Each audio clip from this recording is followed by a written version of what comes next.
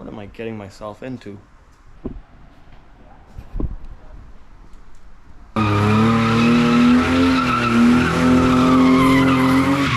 So here's just for mock-up purposes, so you guys can see kind of what I see. Bang, bam, boom. We have a radiator and a back window at the same time. Now I just need to make some brackets, plumb it up, and we'll be keeping it cool.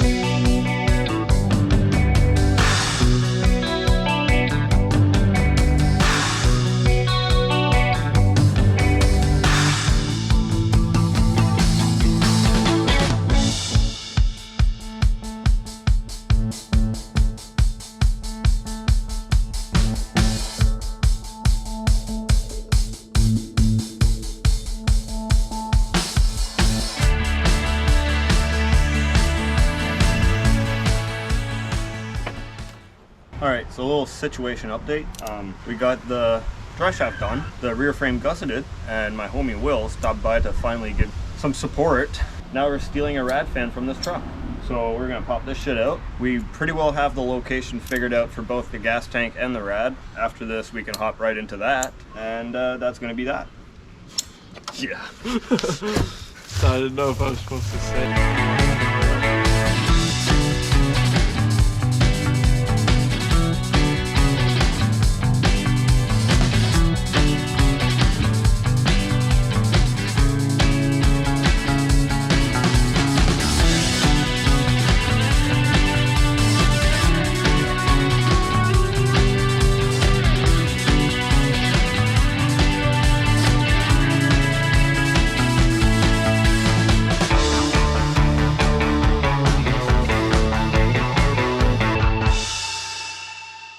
How do I get it rolling? But I pressed that and it turned off.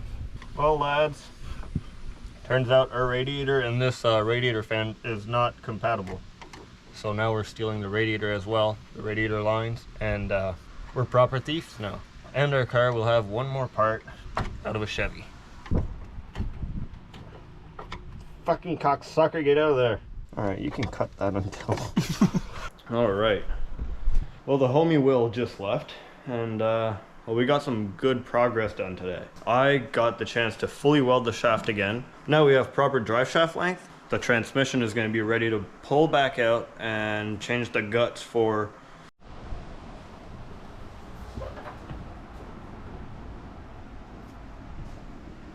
So that is our radiator mounts tacked in, and the location of it is fully figured out. I've spent hours and hours just banging out the sides of this to make it fit. Now it's going to be time to fully weld that in, and at the same time we can install the radiator and fans so that then we can start making the pipes from underneath the car going to the engine. So we'll try to get that done today if possible, and once that's done, jump right onto the engine. And a few more threads to clean up, because soon enough we're going to be jumping into transmission rebuild and electrical to make this thing run. Oh, and fuel system. Let's not waste any more time, and I'm gonna get to welding all of that. Oh.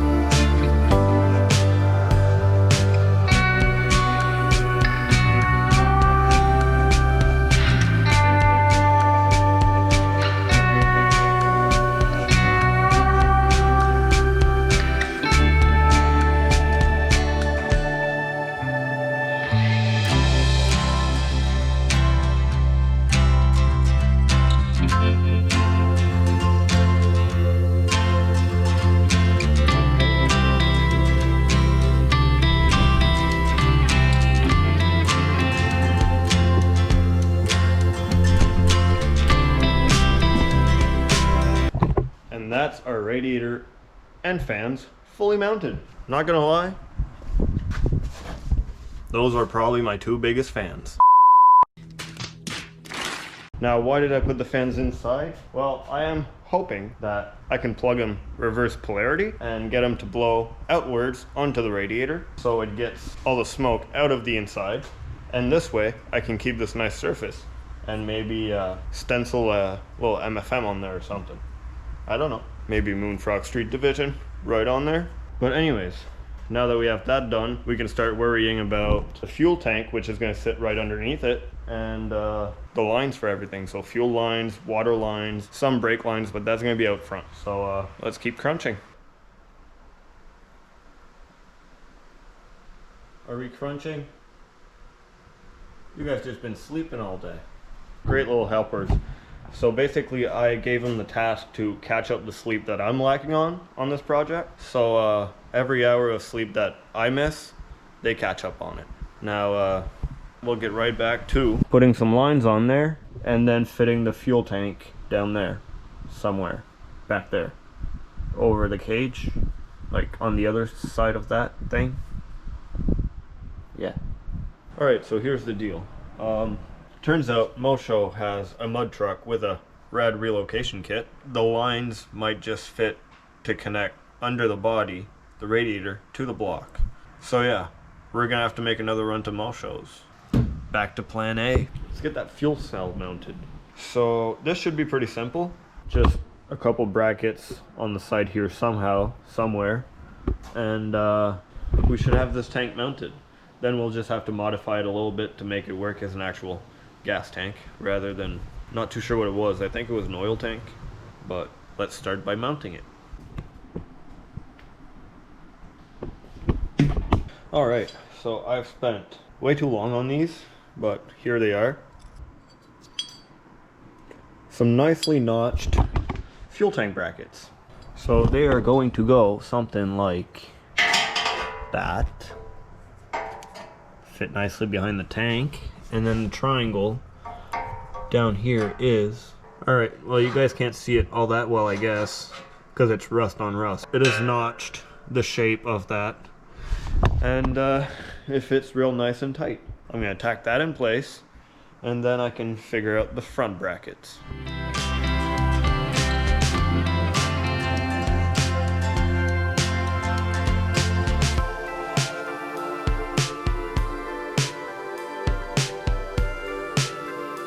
We're gonna leave that there for tonight. It's getting late. I think it's past 10 already. So yeah, shut that down for tonight. And I got the headers marked up because my neighbor said if he wakes up earlier than me, he's gonna come out here and get those chopped up, turned into a custom header kit that we will then have to assemble and make them fit. So basically they are big block headers, and if we want them to come out, we have to reorientate the pipes and the collector because we want it to come right here. And it should look pretty rad. And yeah, I think I'm gonna go get some sleep.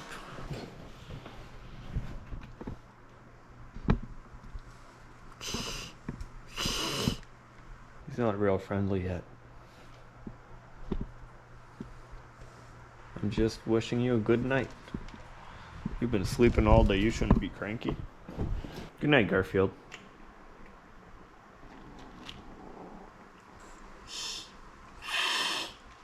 Don't hiss at me. I'm feeding you.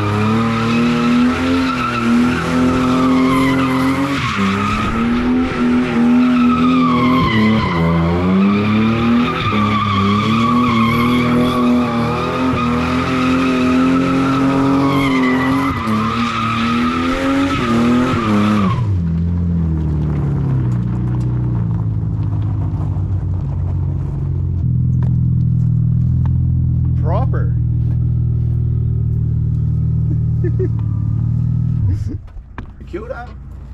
Very cute. Cute little rig. Yeah, put that on the road, drive that for a bit.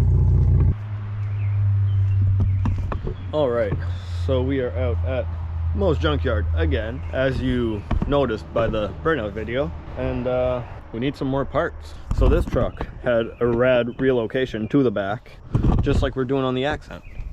So we are going to steal the lines from it, wrap them up, put them in the car, and that's going to be our rad relocation kit. I wanted to make steel pipes. I still might make something a little more official, but for now, this is what Mo had.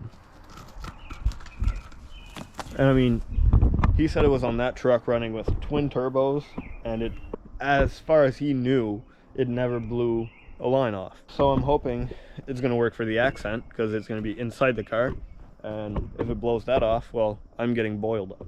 All right, well, I got the 2 rad hoses pulled out. I found this nice air cleaner cover and base, which we'll see if it fits on our Howdy double pumper. And then I found a V-belt for the alternator, possibly, and this little extra bit of hose, because we have to go from inside the car down out front of the car. So I'm gonna get that packed up and hopefully fitting in the little Chevy Spark, and then we'll head her home to hopefully finish our headers. Yeah.